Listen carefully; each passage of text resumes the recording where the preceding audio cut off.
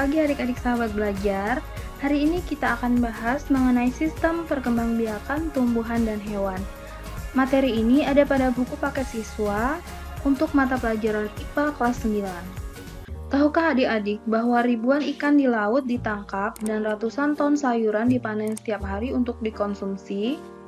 Pernahkah adik-adik berpikir bahwa apabila sumber daya alam hayati terus-menerus digunakan dapat mengalami kepunahan? Nah, bagaimana agar sumber daya alam berupa hewan dan tumbuhan tidak punah? Adik-adik akan menemukan jawabannya setelah memahami materi pada bab kedua, sistem perkembangbiakan tumbuhan dan hewan. Adik-adik sahabat belajar, Maha Besar Tuhan Yang Maha Esa telah menciptakan berbagai jenis makhluk hidup seperti tumbuhan dan hewan di Indonesia kita ini. Nah, kita wajib bersyukur karena kita dapat merasakan indahnya kekayaan alam di negeri kita. Di Indonesia terdapat berbagai jenis hewan, misalnya sapi, harimau, gajah, anoa, tapir, dan berbagai macam tumbuhan, serta aneka ragam kupu-kupu. Indonesia juga memiliki berbagai jenis tumbuhan yang asli dari Indonesia dan tumbuhan dari wilayah lain yang dapat tumbuh di Indonesia, misalnya bunga kertas, anggrek, melati, bunga bangkai, cengkeh, pala, dan lain sebagainya. Perhatikan gambar 2.1, disediakan gambar beberapa jenis hewan dan tumbuhan di Indonesia. Gambar A, ini gambar anoa, yang B, tapir, C, bunga anggrek, dan D, bunga kertas. Agar keberadaan hewan dan tumbuhan tetap lestari dan tidak punah, diperlukan kemampuan untuk melakukan perkembangbiakan. Nah, ada berapa macam perkembangbiakan kita akan pelajari. Yang akan kita pelajari pada perkembangbiakan pada tumbuhan, yaitu perkembangbiakan angiosperme dan gimnosperme. Kemudian perkembangbiakan pada tumbuhan paku dan lumut. Pada video ini akan kita pelajari perkembangbiakan pada angiosperme saja. Mengapa penting mempelajari materi ini? Agar adik-adik sahabat belajar memahami cara tumbuhan dapat tumbuh dan berkembang biak, sehingga kalian dapat dengan mudah mengembangbiakan dan melestarikannya. Yang pertama, perkembangbiakan pada tumbuhan angiosperme. Apa yang dimaksud dengan tumbuhan angiosperme? Tumbuhan angiosperme atau tumbuhan biji tertutup adalah tumbuhan yang memiliki ciri bakal biji terdapat dalam bakal buah atau ovarium. Bakal buah adalah bagian putik yang membesar yang tersusun oleh daun buah atau karpel. Bakal buah selanjutnya akan berkembang menjadi buah dan bakal biji berkembang menjadi biji. Tumbuhan angiosperme mengalami perkembangbiakan secara vegetatif dan generatif. Apa yang dimaksud dengan vegetatif dan generatif? Yang pertama, perkembangbiakan vegetatif pada tumbuhan angiosperme. Cara perkembangbiakan tumbuhan dengan menggunakan bagian tumbuhan disebut dengan perkembangbiakan secara vegetatif. Perkembangbiakan tumbuhan secara vegetatif dapat menghasilkan individu baru tanpa melibatkan proses fertilisasi atau proses pembuahan atau proses peleburan inti sel sperma dengan inti sel telur sehingga membentuk zigot. Contoh tumbuhan angiosperme yang mengalami perkembangbiakan secara vegetatif dapat adik-adik sahabat lihat pada tanaman singkong, stroberi, dan bawang merah. Tumbuhan dapat melakukan perkembangbiakan vegetatif karena tumbuhan memiliki sel yang memiliki kemampuan untuk berkembang menjadi berbagai jenis sel penyusun jaringan dan organ tumbuhan yang disebut dengan sel meristem. Keturunan yang dihasilkan dari perkembangbiakan vegetatif memiliki sifat atau karakter yang sama dengan sifat induknya. Nah, untuk perkembangbiakan vegetatif dibedakan menjadi vegetatif alami dan vegetatif buatan. Vegetatif alami artinya tumbuhan dapat berkembang biak tanpa bantuan manusia atau secara alami. Nah, macam-macam perkembangbiakan secara vegetatif alami. Yang pertama, rizoma. Disediakan gambar 2.2 ruas dan buku pada rizoma kunyit. Pada gambar tampak bagian ini disebut dengan ruas, kemudian garis ini disebut dengan buku, kemudian ada calon individu baru disebut dengan tunas. Pada buku inilah tempat tumbuhnya tunas. tunas akan berkembang menjadi tumbuhan baru.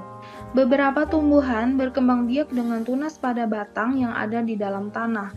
Nah, batang yang ada di dalam tanah disebut dengan rizoma. Contoh tumbuhan yang perkembangbiakannya dengan rizoma yaitu jahe, kunyit, lengkuas, dan temulawak. Perkembangbiakan vegetatif yang kedua adalah stolon. Stolon adalah batang tumbuhan yang menjalar di atas tanah. Stolon disebut juga dengan geragih. Contohnya pada tanaman stroberi dan pegagan, di mana terdapat batang yang menjalar di atas tanah. Nah, akan tumbuh tunas pada buku dari stolon. Saat tunas terpisah dari tanaman induk, tunas mampu tumbuh menjadi individu baru. Gambar stolon pada gambar 2.3 yaitu stolon pada tumbuhan stroberi.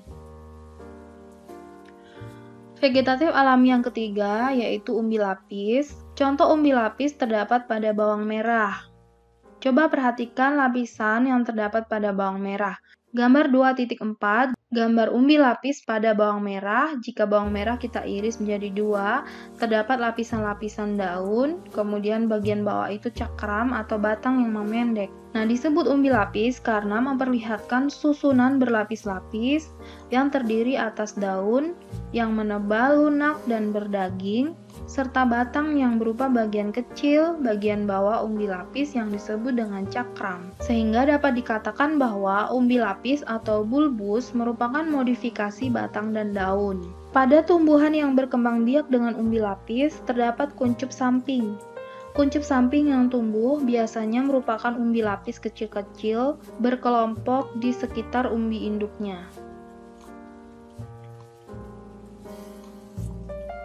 Bagian ini dinamakan siung atau anak umbi lapis.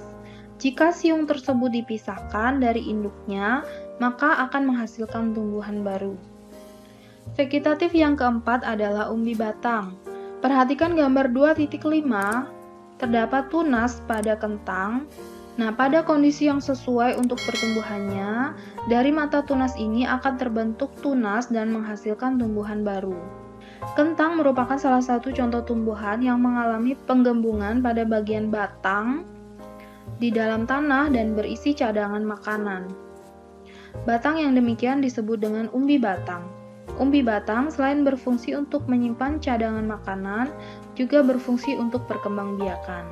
Selain kentang, tanaman ubi jalar juga dapat berkembang biak dengan menggunakan umbi batang. Yang kelima, kuncup adventif daun.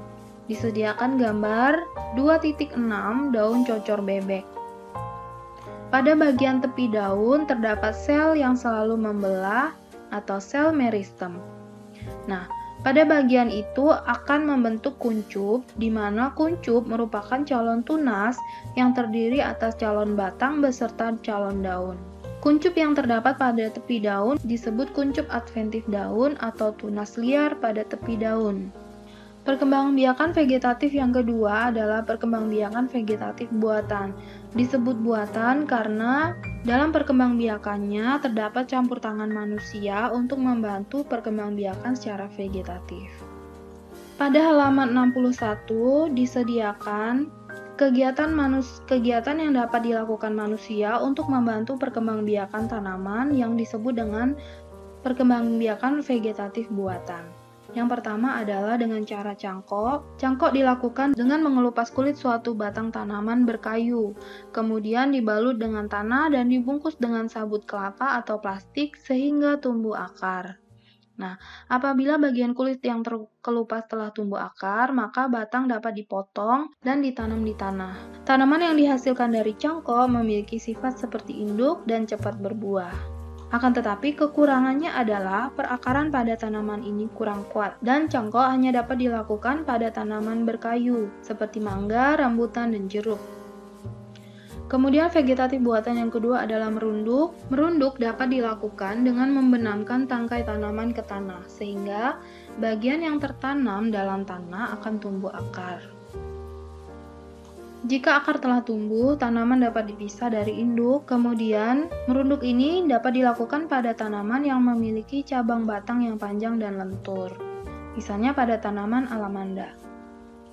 Yang ketiga adalah stek. Stek adalah cara perkembangbiakan vegetatif dengan cara memotong atau memisahkan dari induk suatu bagian tanaman, kemudian ditanam untuk menghasilkan individu baru. Misalnya pada ketela pohon, kita bisa menggunakan batangnya atau disebut juga dengan stek batang.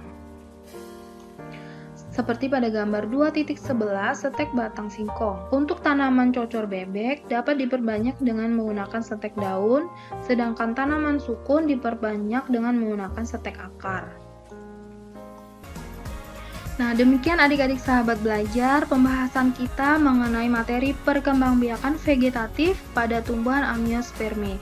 Untuk video selanjutnya, kita akan bahas perkembangbiakan generatif atau secara seksual pada tumbuhan Amniospermae. Jangan lupa like video ini, subscribe bagi yang belum, kemudian share atau bagikan video ini ke media sosial adik-adik sahabat belajar sekalian, sehingga teman-teman yang lain bisa ikut menyimak dan menyaksikan. Terima kasih.